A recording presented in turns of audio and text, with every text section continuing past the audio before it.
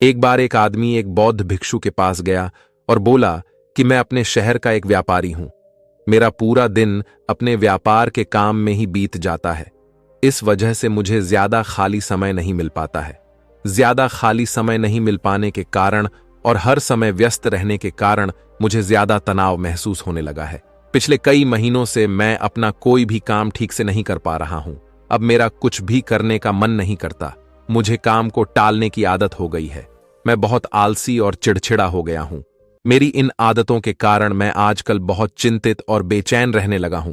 कृपया मुझे कोई ऐसा उपाय बताएं जिससे मेरा मन दिन भर भटकता न रहे और मैं पहले की तरह अपने काम से काम रखूं।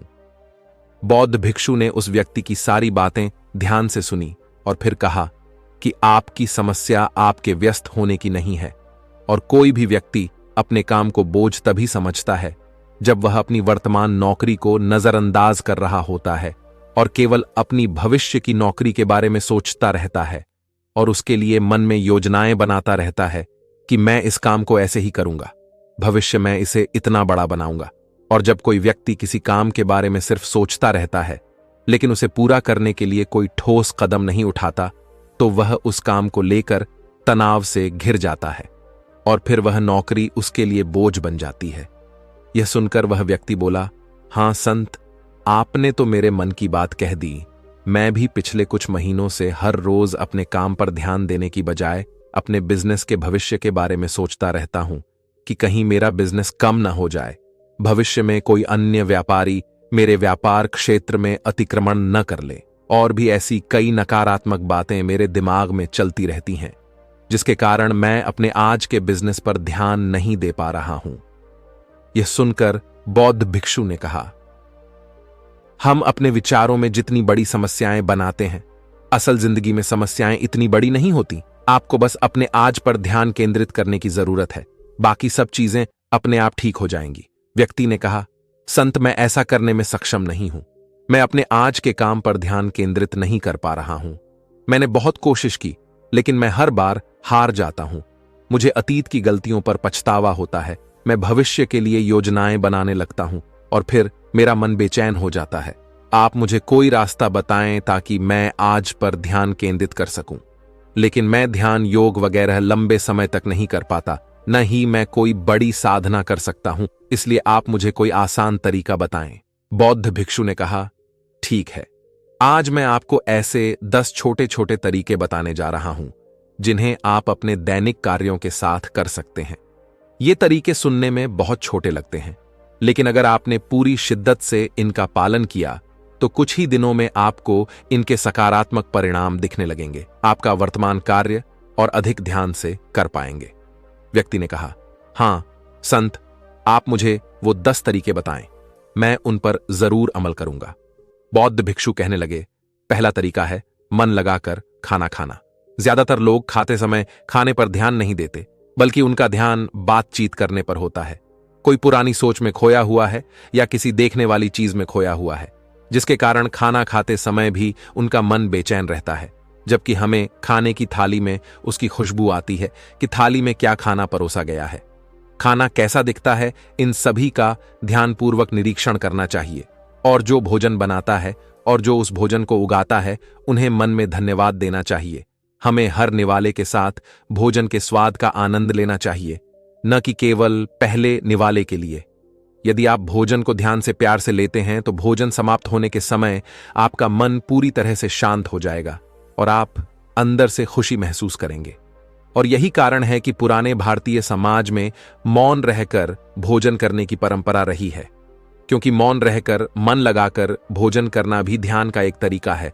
और सिर्फ खाना खाते समय ही नहीं बल्कि आप रोजमर्रा के काम जैसे चलना, नहाना, साफ सफाई आदि भी ध्यान से करेंगे तो आप पूरे दिन खुशियों और अनंतता से भरे रहेंगे। बौद्ध भिक्षु ने कहा, दूसरा तरीका यह है कि आप अपनी सांसों पर ध्यान दें। सांस लेना एक प्राकृतिक और लयबद्ध प्रक्रिया है जो स्वाभाविक रूप से चलती रहती है। जब हम अपनी सांसों पर ध्यान देते हैं तो यह हमें मन से शरीर की ओर ले जाती है। परिणाम स्वरूप हम अपने विचारों के भ्रम, भय और चिंता से मुक्त हो जाते हैं। और इसे आप किसी भी समय कर सकते हैं।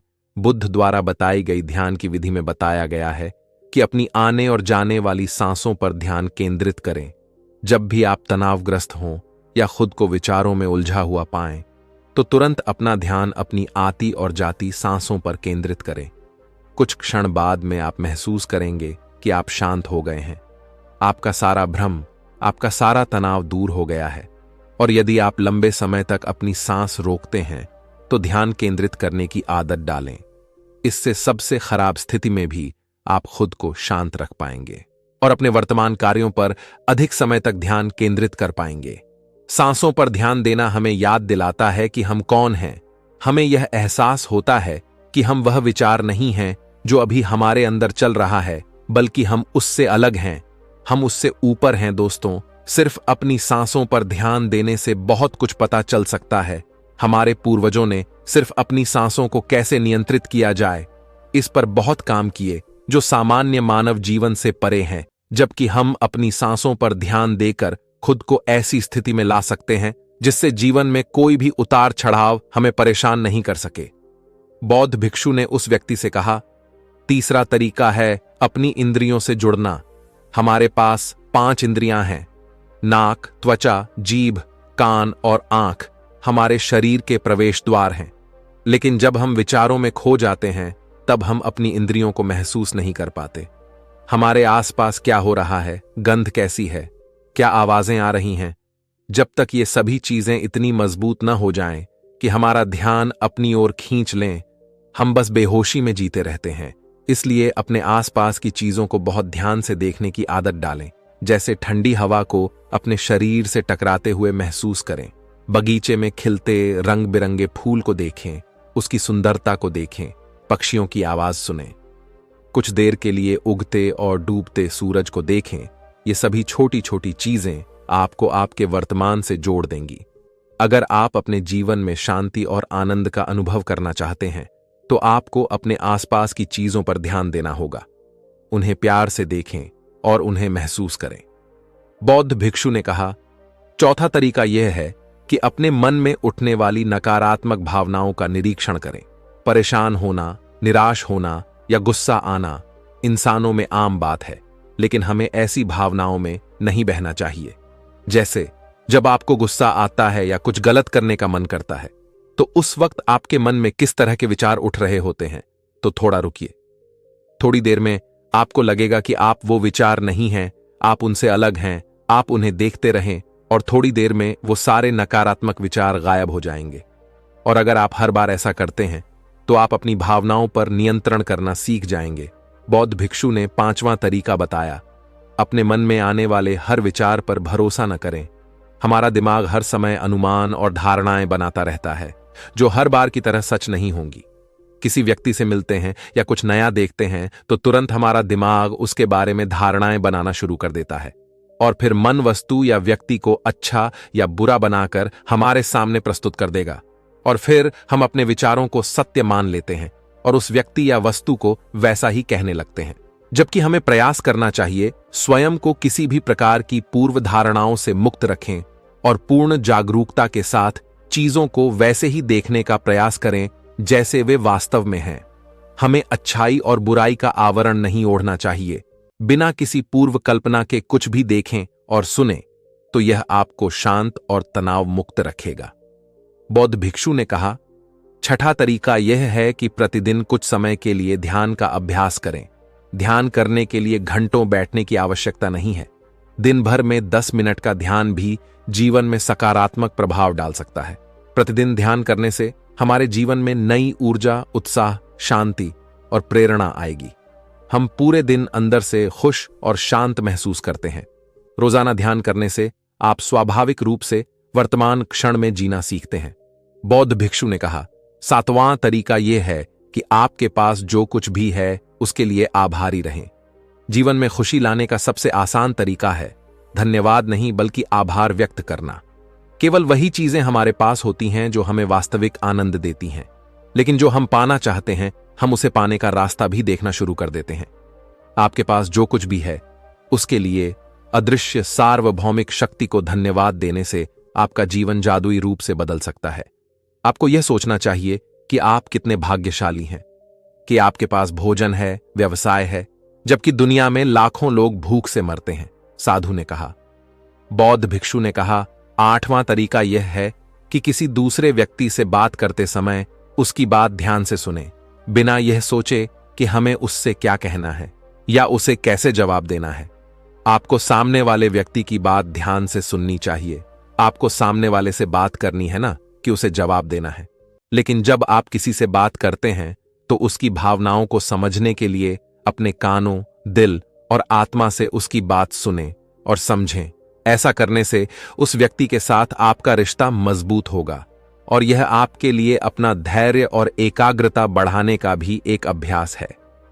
और जब हम सुनते ज्यादा हैं और कम बोलते हैं तो हम बहुत सारी परेशानियों से बच जाते हैं, जिससे हमारा मानसिक तनाव कम हो जाता है। और याद रखें, किसी भी व्यक्ति की बातों को ध्यान से सुनना उसका सम्मान करने का सबसे अच्छा तरीका है।